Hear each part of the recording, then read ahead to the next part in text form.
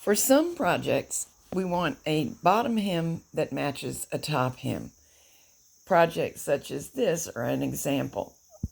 This is a phone sleeve that's knitted in one long piece so as to concentrate on making the cables. The cables are covered in another video. Eventually, both the beginning and ending will end up at the top of the phone sleeve. So we would like them to be a good match. The phone sleeve itself is actually a practice piece to help you with the snooze sack, because except for the hems and the hood, the technique of making it is very similar. And the snooze sack pattern, along with the practice phone sleeve and several other things, is part of my baby bundle of patterns. In the phone sleeve, the top and bottom hem are both knitted tubular. The technique in this video will help you to get both top edges to look alike. Hem stitch size is main stitch size minus one whole number. We'll use that for the zigzag row instead of 0 or 1. That's true on both beds. And by the way, while I'm knitting this on my passive, the process is identical with any double bed setup. Knit across the zigzag row slowly, not as slowly as I am, but when you are using a larger stitch size, you have to be very careful because those stitches will want to drop off until we can get the comb pushed carefully through them, as I'm doing now, and weights hung upon them. After that, they'll behave a little better. Use whatever amount of weight you would normally use in this situation. Passive knitters, your stripper is not supposed to fall out. Mine did so due to operator error.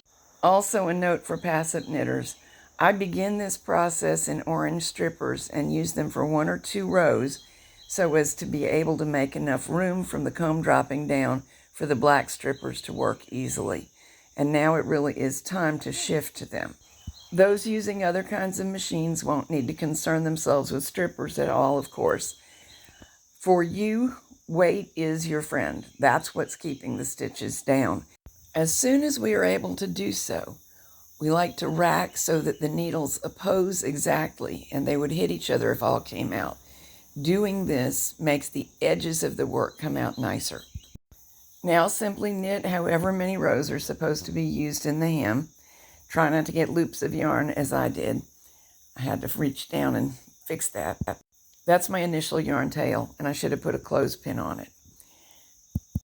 Do remember that if you have 20 rows on the counter, that's really only a length of 10 rows because the fabric is 2 layers, and each layer gets half of the rows. By the way, I generally knit the tubular hem at 1 whole stitch size on the dial, on both dials, smaller than the main knitting. And now I'm setting up for the main knitting. This time I'll knit the Wanderlust cable, so all of the stitches are going to the back or main bed.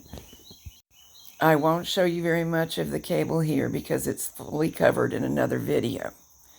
We'll knit 1 long strip, cabling as we go, working in the direction of the arrow. When the appropriate number of rows have been knitted, we need to make a second hem. This next piece of film is from the other cable style, so I had the majority of the needles and work on the front or river bed, and only the cable stitches were present on the back bed. But your second hem works the same way, whichever method you were using.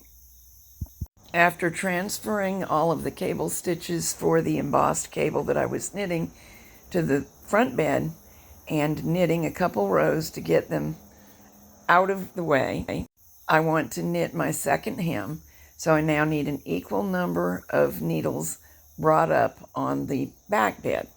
It would be the front bed if I were still knitting on the back bed. So the second bed comes into work again, whichever bed that might be. Passive knitters will need to change strippers because we're definitely about to engage in double bed work. Reduce to hem stitch size and knit 1 row. And this is also a zigzag row, so we need to be racked so that the needles will pass one another. If you're on a Japanese machine, that is swing H, half pitch.